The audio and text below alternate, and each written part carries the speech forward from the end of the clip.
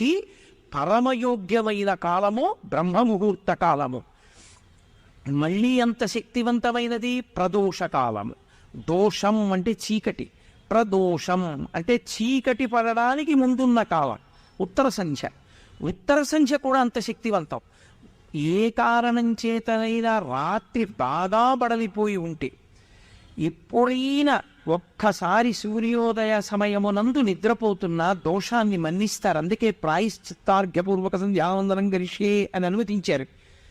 పడమట సంధ్య వేళలో నిద్రపోవడానికి వీలు లేదు. నాకు బాగా గుర్తు, నాకు చిన్నప్పుడు టైఫాయిడ్ వస్తే పడుకునుంటే మా అమ్మ ప్రదోష వేళ అవుతోందిరా, ఒక్క పావు గంట కుర్చీలో కూర్చోని బలవంతంగా లేపి కూర్చోబెడితే నాకు చాలా బడలికగా ఉంది. ఏమిటి ఈవిడ ఇప్పుడు కూర్చోమంటుంది, పావు గంటను కూర్చోలేకపోతున్నాను అనిపిస్తే ఒక్క 10 నిమిషాలు తాళ్ళు, 10 నిమిషాలు ఉండు, 10 నిమిషాలు ఉండి పడుకో, 10 నిమిషాలు ఉండి పడుకో, పడుకోకూడదు, అలా పడుకోకూడదనేది మా అమ్మ. మహాతల్లి ఆ రోజుల్లో ఎందుకు నేర్పిందో అర్థం అవుతూ ఉంటుంది ఇప్పుడు. కాబట్టి ప్రదోషం చీకటి పడడానికి నందున్నటువంటి ఉత్తర సంధ్యాకాలమునందు సూర్యాస్తమయం అవుతూ ఉంటుంది. మళ్ళీ అది పరమ పవిత్రమైన కాలము. ఆ కాలమునందు వృషీశ్వరయానంబుద సంచరించుటది అభావ్యంబయ్యే. పరమశివుడు వృషభవాహనం మీద తిరుగుతాడు. ఆయన తిరుగుతుంటే దితితో కశ్యపుడు చెప్తాడు, ఆయనకేమి రాగద్వేషాలుండవు. వృషద్వి చిత్రతల్పయో భుజంగముక్తికస్రయో గరిష్టరత్నష్టయో సుహృద్విపక్షపక్షయో త్రారవింద చక్షుషో ప్రజామహీ మహేంద్రయో సమప్రవర్తయన్మన కదా సదాశివం భజే. ఏ ద్వంద్వములు లేకుండా ధర్మాన్ని పట్టుకున్నవాణ్ణి మాత్రమే రక్షిస్తాడు ఆయన. కాబట్టి వృషీశ్వరయానంబుల సంచరించుటది అభావ్యంబయ్యే. ఎలా ధర్మమున్ వీడగం, పరమశివుడు తిరిగే సమయం అమ్మా. ఇప్పుడు మనం అధర్మం ఆచరించకూడదు, భగవన్నామస్మరణతో గడపాలంటాడు. అంత శక్తివంతము ప్రదోషవేళ. ప్రదోషవేళలో పరమ పవిత్రమైనటువంటి ఏ వస్తువు పట్ల కూడా అమంగళకరంగా ప్రవర్తించకూడదు, చూడకూడదు.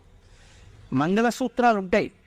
ఏ కారణం చేత మంగళసూత్రాన్ని కించపరచేది, చిన్నపుచ్చేది, దానికి గౌరవం మాసిపోయేటటువంటివి చూడడం, మాట్లాడుకోవడం ఎప్పుడూ చేయకూడదు.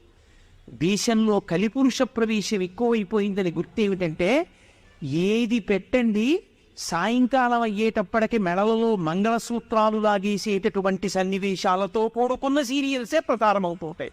అవే కోట్ల మంది చూస్తుంటారు. ఎక్కడ నిలబడుతుంది ధర్మం? కాబట్టి ఎక్కడ ధర్మం ఉంటుంది అంటే కాలము దేశము ముడిపడడంలో ఉంటుంది. అందుకని ప్రాతకాలమునందు నిద్ర లేవాలి. ప్రాతకాలమునందు నిద్ర లేచాడు, 88 నిమిషముల ముందు నిద్ర లేచాడు, బాగుంది. నిద్ర లేవడం ఒక్కటే ప్రయోజనం కాదు. నేను మీతో మనవి చేశా, 2 కాళ్ళ మీద నడుస్తుంది అని. ఒక రోజు అంటే రాత్రి పగలు. రాత్రి బాగా నిద్రపోకపోతే పగటి పూట ఆకలియ్యదు, పగటి పూట కడుపు నిండా తినకపోతే రాత్రి కనురెప్పబడదు. అందుకే కడుపు ఖాళీగా ఉందండి రాత్రి నిద్ర పట్టలేదంటాడు. రాత్రి నిద్ర పట్టని వాడికి రాత్రి నిద్ర పట్టలేదంటే అరగలేదంటాడు పగలు అన్నం తిండ.